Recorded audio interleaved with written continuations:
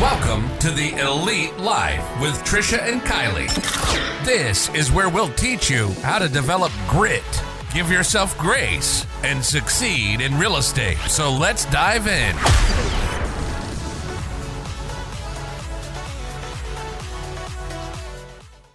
Welcome to another episode of Elite Life Podcast. I am Kylie, and with me is the ever lovely Trish.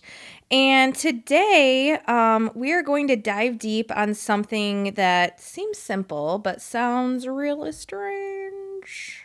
Okay. I'm excited to hear.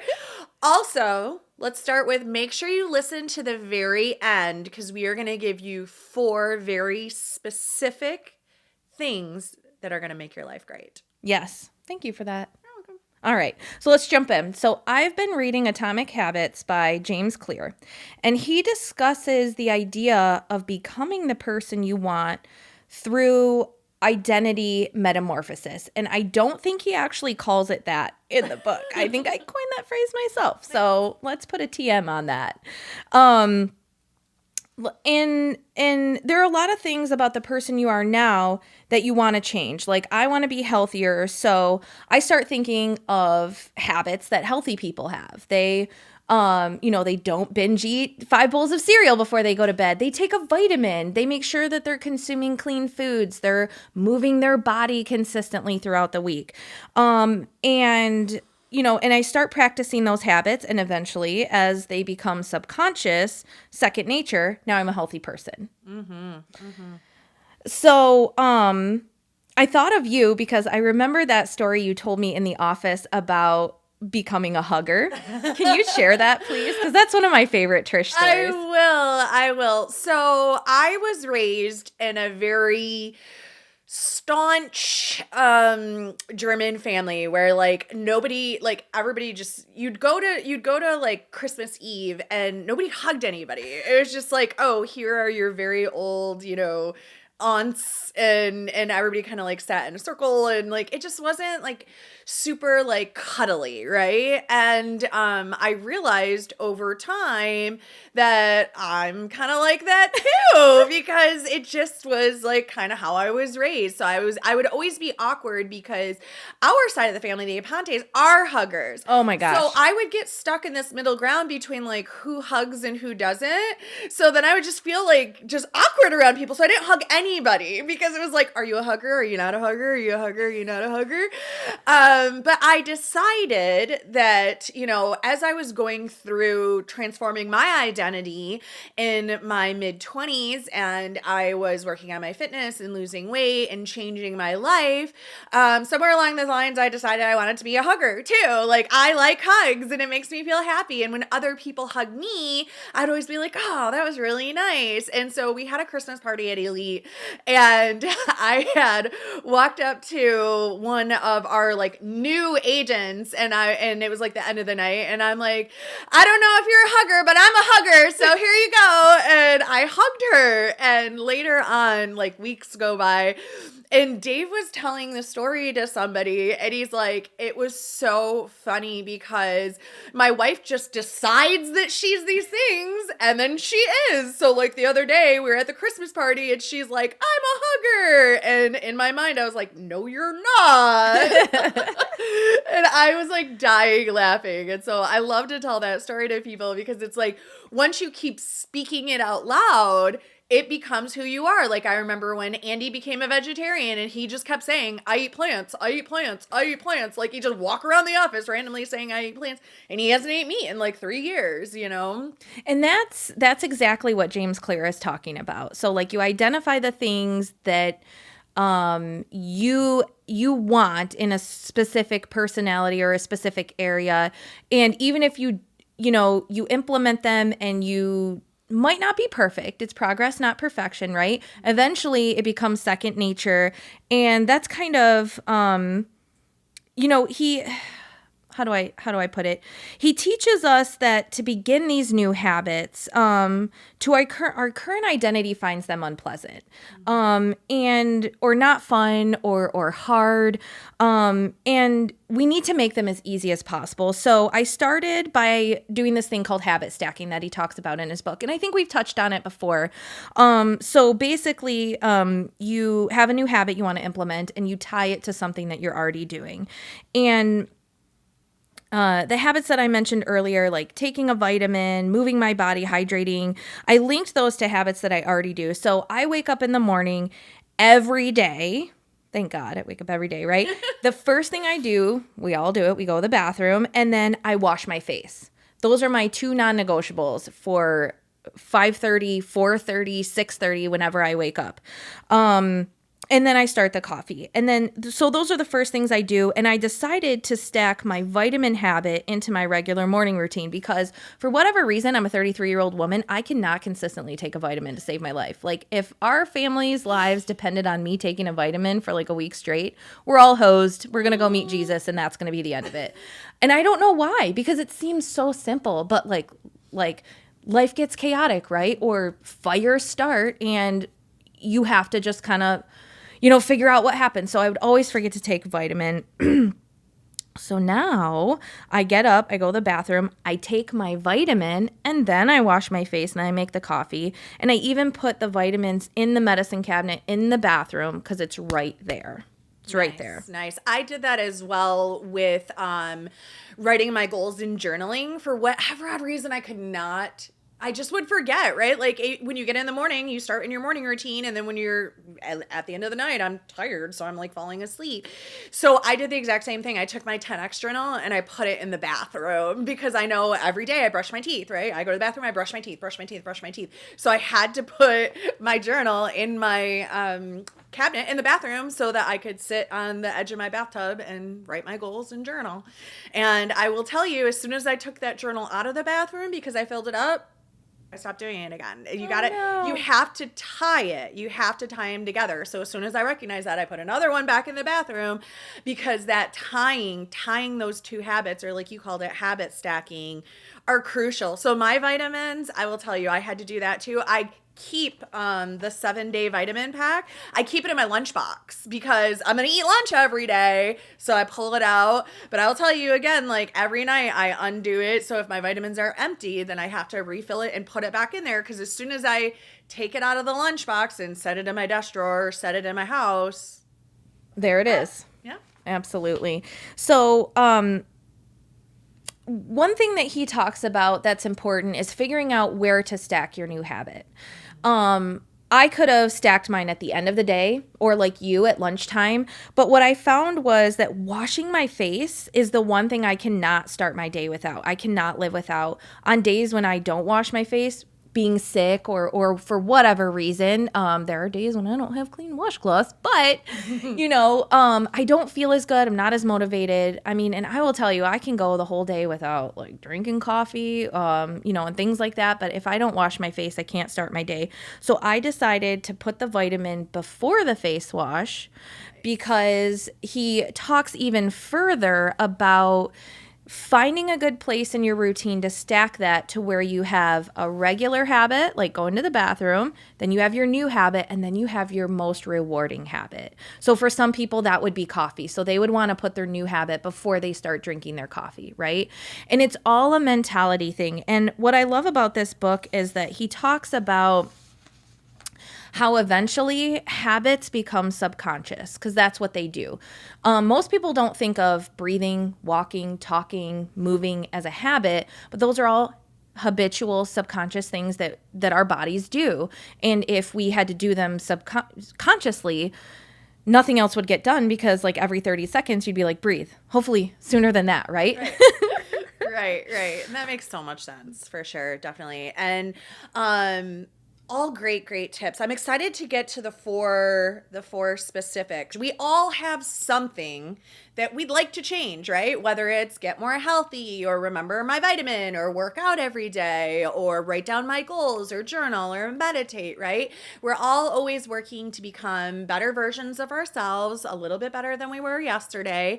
And Kylie's going to share with us 4 specific things we can do to make those dreams come true. Yeah, and understanding the power of these 4 laws makes it super easy to start new habits. So we're going to do this without too many spoiler alerts. If you haven't encountered this book, highly recommend that you get your hands on it. It sat on my shelf for so long, and now it's literally changing my life. So I'm so glad I picked this up.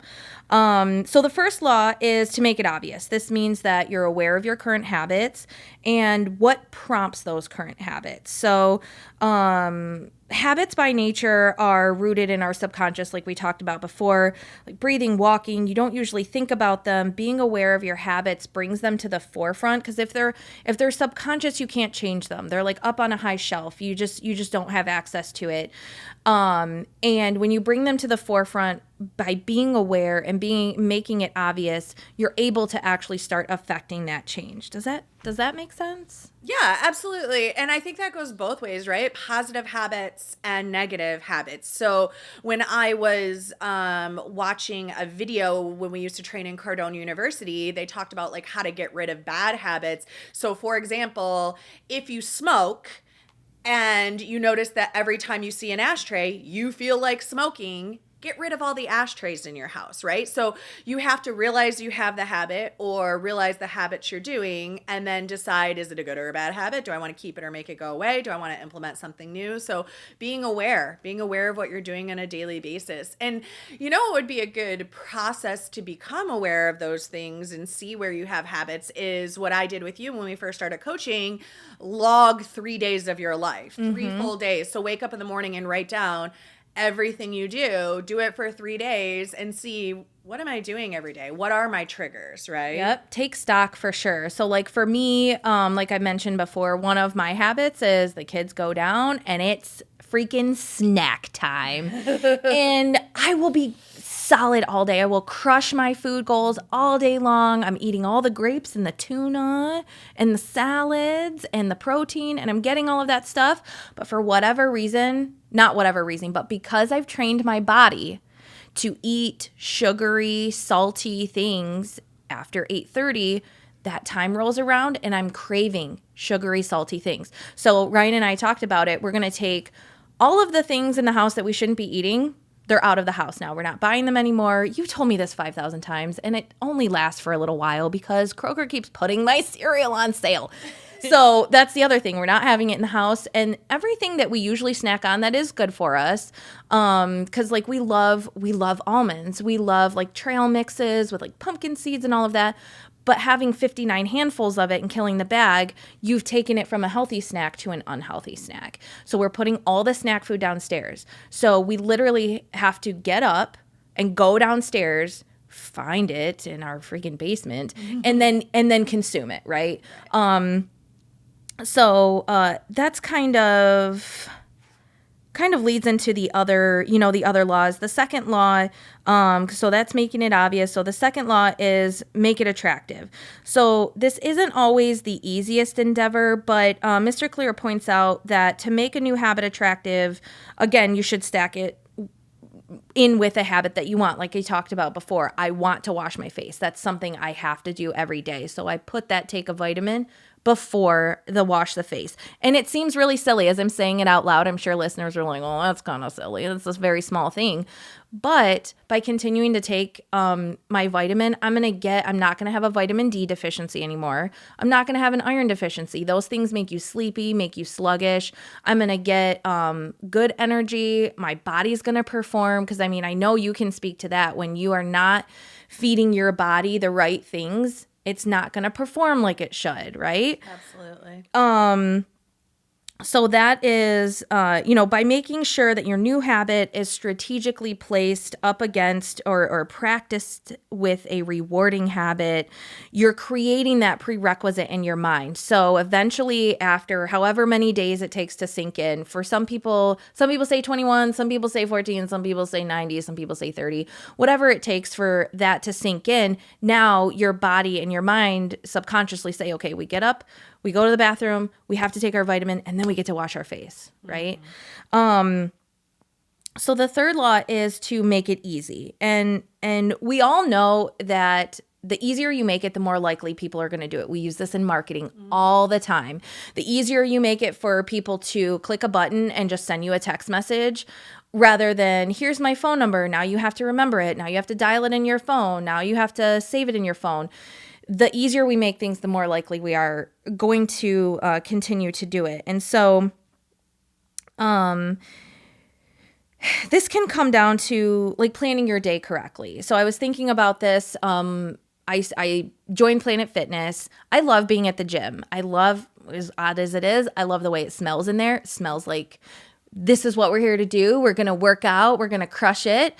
And getting to the gym, especially in the morning or evening or whatever, is not always easy. Or like you said, at the end of the day, you're like, I'm not going to do it. But then, yes, I am. So my gym bag is always packed. I know you have 49 gym bags that are always packed. In my car. I was just thinking that. I'm like, I keep a gym bag in my car at all times. And then shoes too. So I have gym shoes in my car. I have 3 pairs of gym shoes at my CrossFit gym in my locker, so that if I wear a pair of shoes home and somehow I take a different car that doesn't have gym shoes in it, I still have gym shoes at 2 pairs the of gym. shoes. And I have 3, no joke, 3 gym memberships. So I have to literally drive by a gym and not stop there. Drive by another gym And not stop there to get to my house. And then literally my CrossFit gym is 2 minutes, a 2-minute drive around the corner. So like I have 0, and I have a Peloton upstairs. Like there are negative amounts of excuses for me to work out, because there are shoes and workout clothes and gyms and equipment everywhere. Right. And so you've made it easy for yourself. Yes. And like you just said, you have to drive by. So when you're planning your week, like I do, and you say, okay, my goal is to go to the gym 3 times a week. When am I already out and about, right? So Ryan and I both working from home, doing real estate makes it super easy for us to figure out who's doing what in the morning. We have 2 girls who need to be dropped off to elementary school, and usually the baby needs to go to somebody else who's not us, right? So I'll say, okay, on these 3 days, I'll take care of morning drop off, because then I'm already out. My bag's already packed. I'm just going to go straight to the gym, and then it's done. Yeah. Super easy. I don't have to go through the whole day. And I like to get my workouts done in the morning, because I'm very much like, I'm sure most of our people out in listener land, by the you get to the end of the day, tank is empty and you're toast and it's done. Well, that's actually science. I don't know if you knew that, but it's not just us or people. The science behind your willpower. So your brain has a specific chemical in it, and you have so much of that chemical in the morning. And as you make decisions, that chemical, like every decision you make, like think about like you have a cup of water, and that's the chemicals in your brain that control discipline and willpower, right? So as you're drinking out of that cup of water through the day and you're using your willpower and your discipline, it is dissipating. Okay. So that is why most people, you and myself too, run out of willpower and discipline at the end of the night, because we have depleted all of those chemicals. And sometimes we deplete those chemicals with things we don't even realize. Like when you make a decision on social media to watch a reel or not watch a reel, you are depleting that chemical in your brain. Okay. So a doctor, actually, I was listening to a podcast with a doctor on it, and it was and they were talking about nutrition and your willpower with your diet, and she explained it. Like that is because you are using that chemical. And that's why you may notice if you have a day where you stay off your phone, you're like, oh my gosh, I'm so much more productive and I feel so much better. It's because we don't realize we're using all those chemicals and making decisions as we scroll. We're making a decision decision to keep scrolling or stop. We're making a decision to watch the video or not. We're making a decision to like it or comment or do an emoji. And these are all things we don't realize we're doing, but we are, and we are depleting those chemicals in our brain for willpower and discipline. So what I'm hearing is that the less decisions you make, the more of this power juice you will have to last you through the day. So total tangent. I'm so glad we're here. So by time blocking your day, by like I do a daily review every single night, as long as I don't pass out putting the kids to bed. But I try to do a daily review every night where I sit down, Ryan and I talk, what's going on tomorrow. That way, tomorrow morning, I wake up. I don't have to make a decision if I work out or not. I know I'm getting up, I'm working out, and then Ryan's going to take the kids to school because I have this call and this call. The less decisions you make, the more energy you're going to have. Because, I mean, making decisions is stressful, even if you don't realize it. Deciding, it's not just like deciding to feed your kids or pay the rent. Like, do I get gas before or after? You know, so... Yeah, that's why you see the high performers, like how Mark Zuckerberg always has a gray t-shirt and jeans on, right? Like he owns 800 gray t-shirts or whatever color the t-shirt is.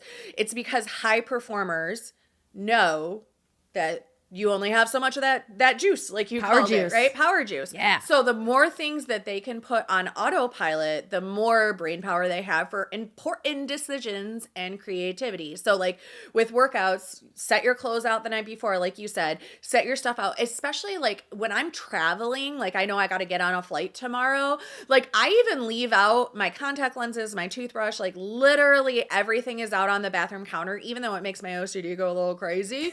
I know that I don't have to make any of those decisions to open the drawer, get out my toothbrush, check my contacts, which lens is which, do I have two of the same or different? You know, there's so many, every single thing that you have to do or decide on is taking away from that. So the more you can autopilot, the better. That's why also food prepping on Sunday. We were talking to Greg today and I was like, why don't you food prep on Sunday? Like, if you food prep on Sunday, you don't have to think about your dinners, your lunches. Am I going out? What are we eating for dinner? What are we getting? And you were talking about, getting your cereal. Well, if you click list, don't put it in the cart. But right? the coupons, they give me digital coupons. You're spending money that you wouldn't normally spend. If you don't buy the cereal, it doesn't matter if they have a coupon or not. You're saving the $2.99. Right? So those are things. So I will tell you one thing I do with my grocery list. I was just doing it before we started this You podcast. were. I delete things. So in my weakness at night, I'll add all kinds of stuff to the cart. The next morning, I'll go through the cart and delete the crap that I don't actually need. And I do that all the time.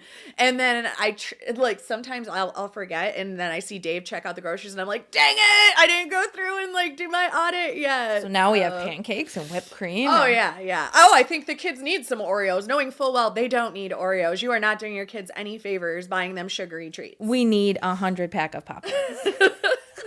But that kind of circles back to the habits, right? Because you were saying the more you can put on autopilot, the less you have to drain out of that cup. Mm-hmm. So by trying to build these habits, you're allowing them to develop into a subconscious autopilot thing. Yes. I love it. All right. Make it easy is number 3. The final law is to make it satisfying, which speaks for itself. Make sure that whatever new habit you're implementing is satisfying. So you might be thinking, how in the world do you make taking a vitamin satisfying, right? Because they're huge and they taste bad and you're eating them before you're eating breakfast. So, because I'm a list person, I like checklists, and moreover, I like checking things off the to-do list. So I have a daily to-do list. It's basically an Excel spread. You've seen it. Mm-hmm. It's dumb, but I love it because it literally has all my dailies. I call them my dailies, and on my Google Calendar, you will see a chunk of time that says dailies. And this means I'm working on making sure I took my vitamin. I'm checking that off.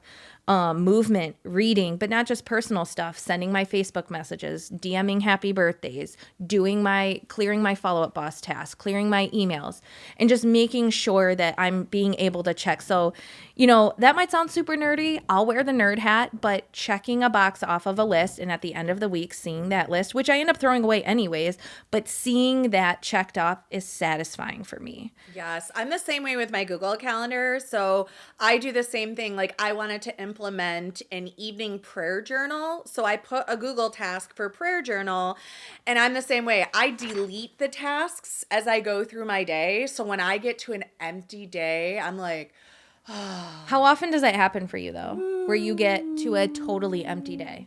At the end of every night. So at the end of every night, I have to have checked off everything on my Google Calendar. So I delete them. So at the end of every night, I will have deleted every task I had for the day, unless it's something that I can move to tomorrow. Like, take back the library books, but I know they're due on Sunday, but I wanted to take them back today. Well, they're not due till Sunday. I didn't get to today. I can move it till tomorrow, right? Yeah. So my Google is also color coded where if it's red, it has to be done today. That is not movable.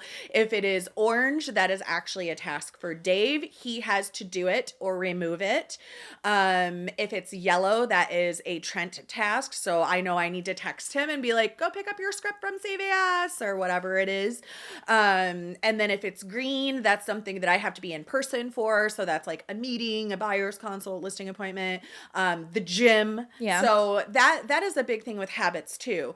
They need to be on a calendar or a checklist or somewhere where you're going to see that like, I need to do this today, right? Yeah. And then like you said, your satisfaction, yours is checking it off. Mine is deleting it. So that every night before I go to bed, I'm like, I did all the things I needed to do today. My calendar is now empty. There are no more to-dos, right? Mm-hmm. And then I can look at my calendar for tomorrow, and there are all my And colors. go, oh crap, I gotta start from I know. scratch. I know. Dang doodle. But it's very satisfying to delete them and get them all done. And then I always know what I'm doing tomorrow too, because my Google Calendar is already ready for tomorrow. All my habits are on there, so I know I didn't miss my prayer journal tonight. I didn't miss my workout, And if I need a little extra to do, like right now my gym workout says you promise consistency, don't be a D, right? So like just putting gym on there wasn't enough, so I had to put myself a little extra on there, right? Kick in the pants there. Little extra kick in the pants that like you promised your coach that is investing time in you that you were going to show up, so show up and do this.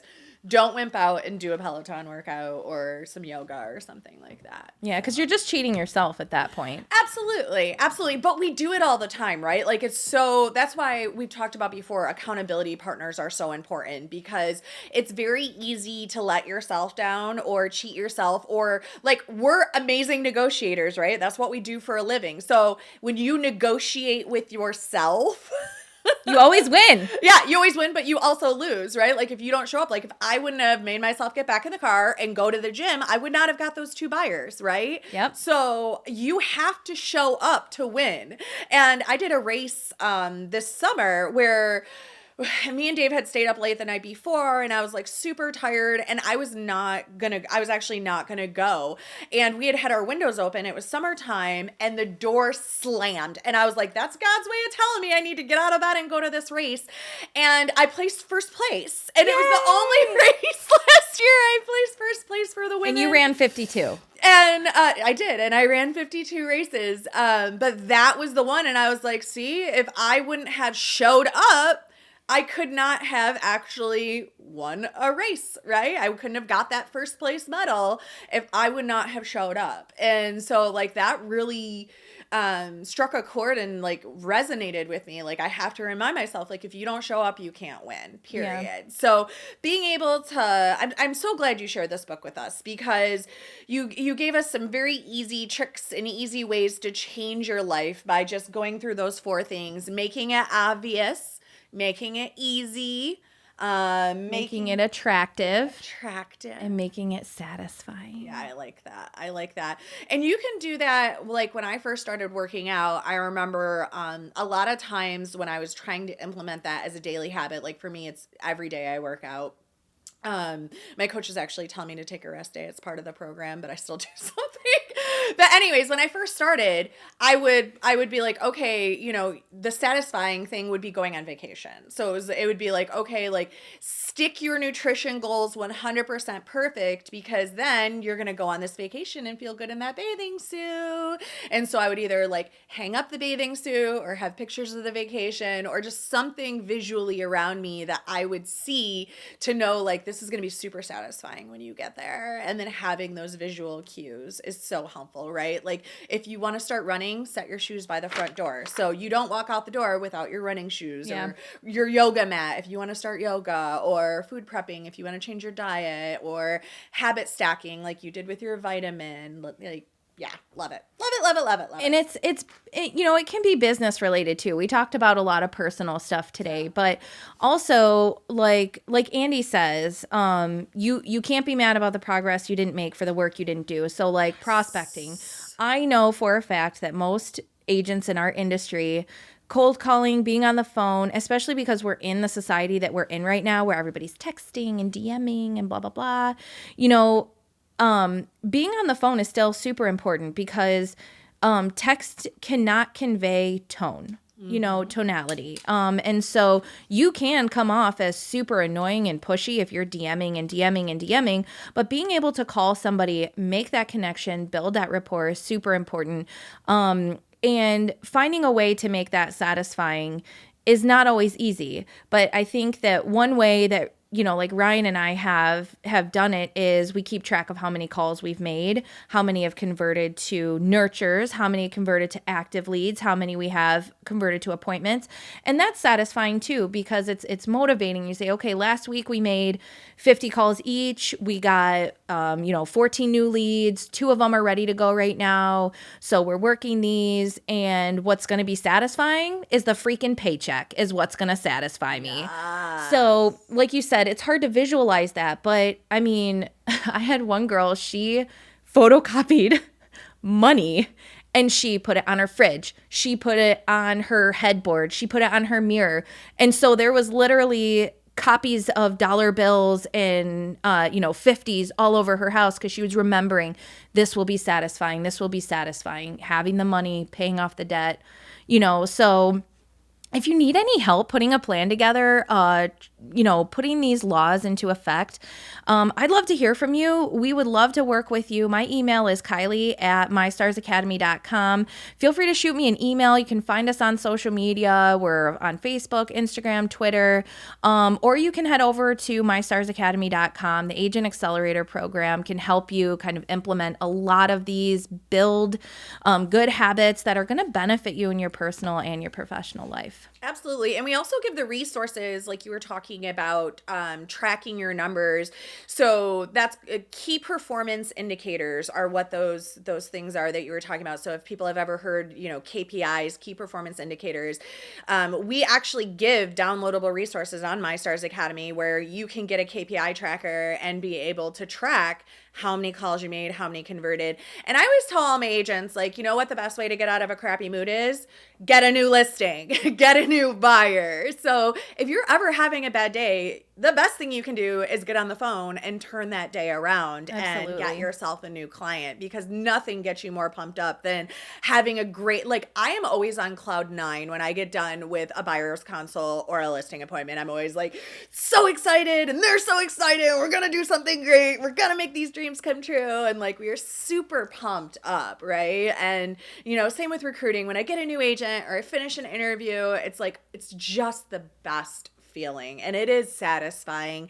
And again, you just got to show up and do it. Yeah, absolutely. So remember, take these home with you, make it obvious, make it attractive, make it easy, make it satisfying, even if it's just taking a freaking vitamin or you're restructuring your whole life, like I like to pretend that I'm going to do every single week. But drop us a review, whatever platform you're listening on right now. Give us a like, 5 stars, leave us a love note, make sure you subscribe because you love listening. listening to us and getting all of the nuggets that we're dropping. I feel like we're like flower girls. We're just like walking down the aisle, throwing these little nuggets out. You get value. You get value. Right. You get value. And we just really want everybody to be successful, whether you're in real estate, whether you're a mom, whether you're a pilot, whether you're working at Kroger. You know, there's something for everybody here. So come back every Thursday for a fresh episode and get some more grit, grace, and real estate. Woohoo! We thank you so much for joining us today on the Elite Live with Trish and Kylie. Be sure to share the episode with a friend so we can continue bringing you more great tips on grit, grace, and real estate. You can also connect with us on Instagram, Facebook. We hope the ideas we share continue to help you build an empire and leave a legacy.